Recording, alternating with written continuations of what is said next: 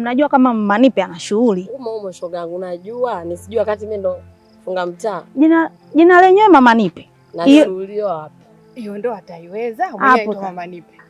Hapo sasa hata sielewi mwenzangu. Tutaangalia. Sema shughuli ni watu na watu ndo sisi. Na tushajipanga. Mimi kinachonishangaza mfungo wa Ramadhani.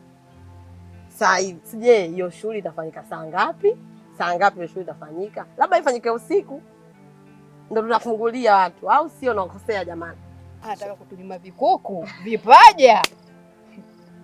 Mchoyo huyo, mchoyo Mama Nipe mchoyo.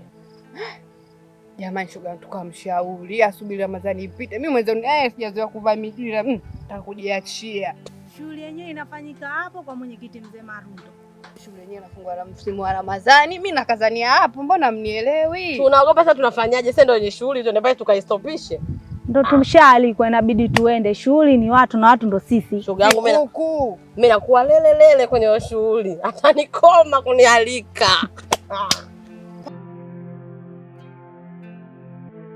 Shoga yangu kama nilivyokuambia. Mimi mwenzako nina shughuli. Naolewa. Hebu nipe kitano kidogo shoga yangu. Yaani natamani shughuli uchukue kama ya kwako. Si unaelewa? Yaani kusikipengele iko uswazi. Yaani kwanza advertise yani nikiingia pale nisema kama mama share. Sio umenielewa kipengele iko udogo. Yaani hapo ndo ninaingia. Nitakuwa nginja. Kwanza unamjua MC Zuberi wewe? Huyu anakaa kibada Kigamboni ndani ya nyumba. MC Juma Tege ndani ya nyumba. Hiyo msamba sijui nini havipo. Nimekufa Ramadhani. Afu shughuli yenyewe itakuwa kubwa. Shughuli kubwa tutafanya baada ya Ramadhani. Ila kwa sasa hivi tutafanya tu kile ambacho Mwenyezi Mungu anaruhusu kifanyike. Hamna ubwabwa, hamna vinywaji, hamna kigoma.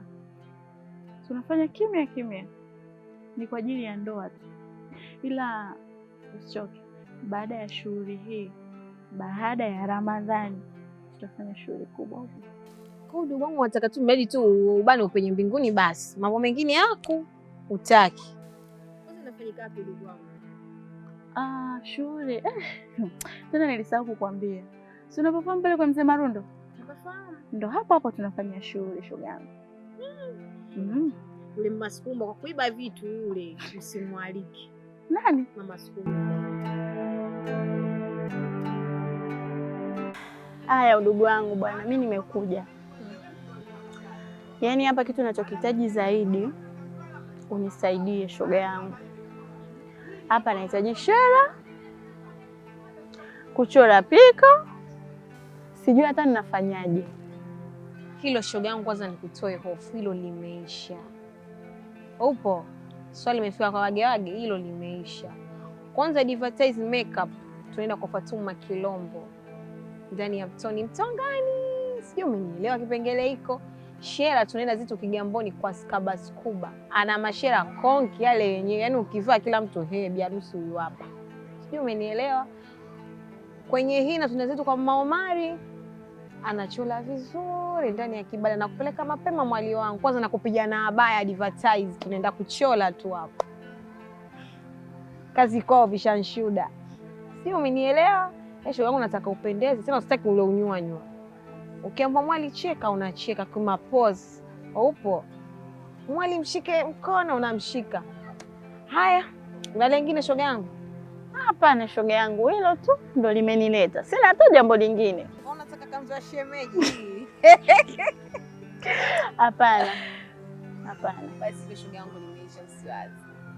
Sawa. Haya, kwa tuzitu nyumbani na tumekaa huko mafichoni.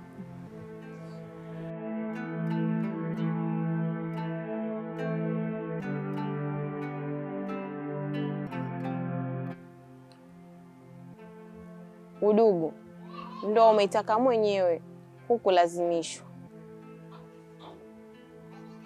Au umelazimishwa udugu wangu? Si umetaka mwenyewe kuolewa shoga yangu? Naomba ukatulie. Ndoa uvumilivu, ndoa stara. Usiona watu wamekaa miaka 20, miaka 18 wamevumiliana, ndio maana wanaishi. So shoga yangu kafika na huko mashoga, ukang'ang'ania mashoga mpaka ndani. Shoga ingii ndani. Shoga mshoke kibarazani. Upo. Naongea naye anajichekesha kati ziko na jalala jipya. Uende huko ukatulie. So na wale asubuhi jioni unaachika, bali hizo mimi sitaki.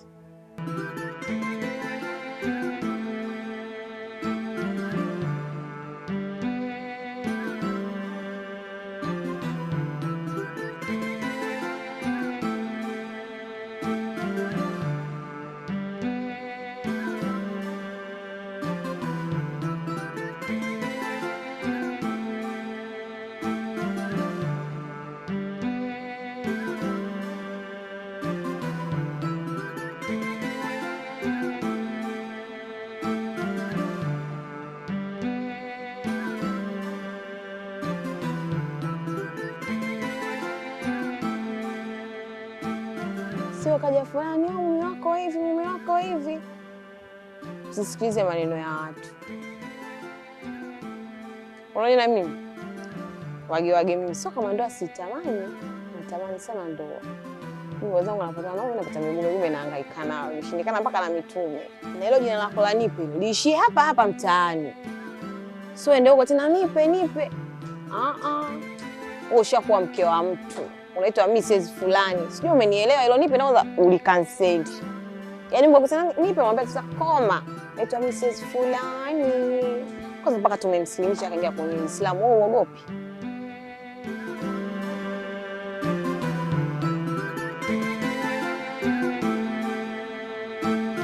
Ndugu yangu umependeza. Umedamshi.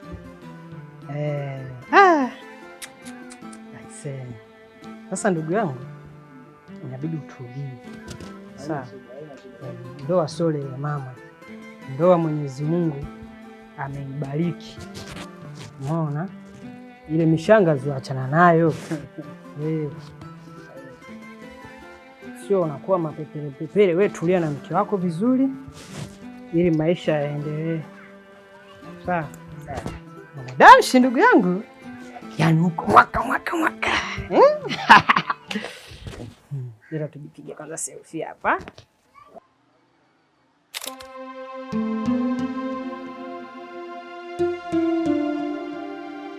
Naam, ndugu yangu Abdul.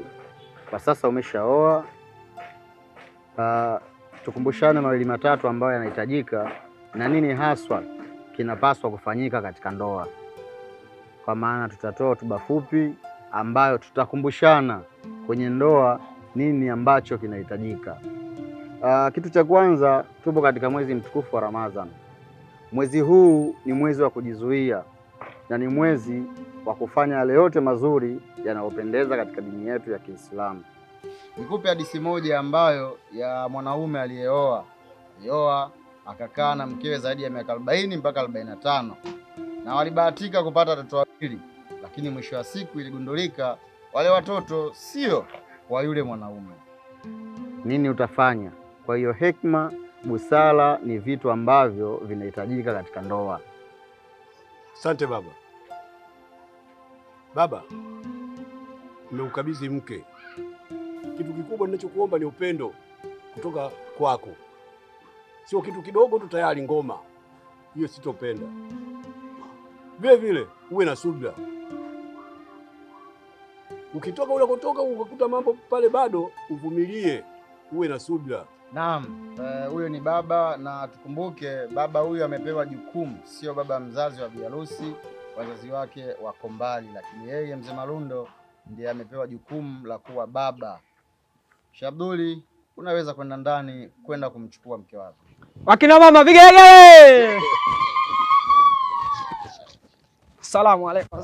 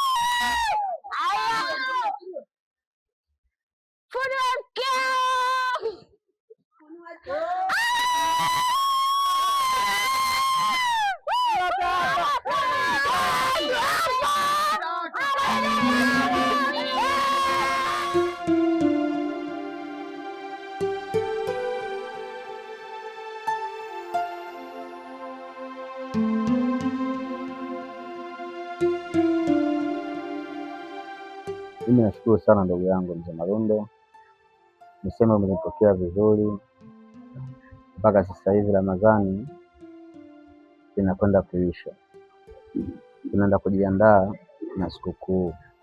Kwa hiyo sina la zaidi, lakini nashukuru ukarimu wako. Bila ya wewe nafikiri mambo mengi kwangu yangekuwa hayako sawa. Kwa uwezo wa Mwenyezi Mungu inshallah tutaendelea kuonana. Na mimi niseme kitu kimoja, kwa wale wote ambao tuliwalingania na Mwenyezi Mungu akawapa wepesi wakafuata amri za Mwenyezi Mungu, inshallah Mwenyezi Mungu ataendelea kuwabariki na kila kitu chao kitakuwa sawa. Lakini pia kwa wale ambao bado hawajabadilika, Mwenyezi Mungu atawatia wepesi, watabadilika. Mwenyezi Mungu ukimwomba msamaha na kusamehe, ukijua alipokosea anakurekebisha. Kwa na imani biiznillah, inshallah Mwenyezi Mungu atawajalia na wataenda katika mstari ambao umenyooka. Hakuna aliyekamilika, lakini tupo katika kukumbushana, kutazana mabaya na kuyafuata yote mazuri yanayompendeza Mwenyezi Mungu. Inshallah nizali tupo hai, mimi na wewe tutaonana. Nakwenda kumalizia sikukuu nyumbani, kwa maana naenda kuungana na familia katika hizi siku zilizobaki.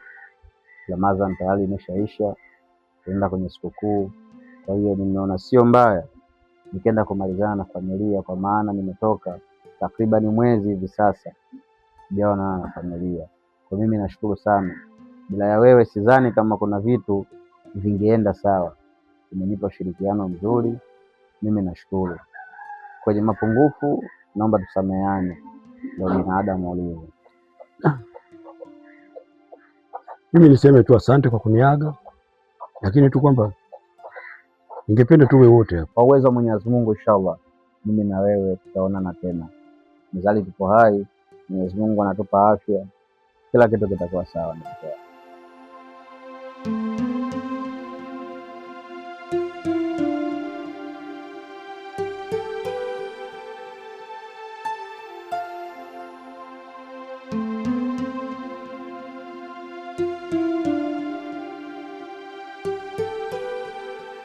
Asanteni sana mashabiki wetu wa Mangalageni kwa kutusapoti mpaka kufikia hivi leo.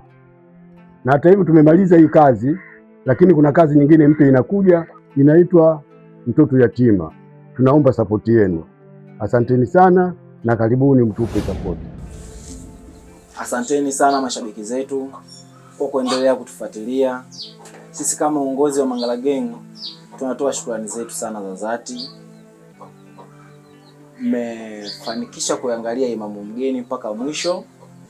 Leo hii ndo tunahitimisha.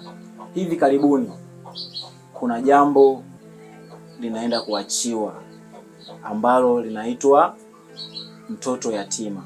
Mtoto Yatima ni kazi nzuri sana ambayo inaelimisha, inaburudisha, vile vile itaenda kubeba hisia nyingi sana za mashabiki.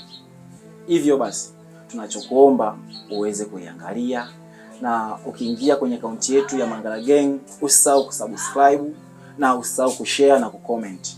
Tunawapenda sana mashabiki zetu. Asanteni sana.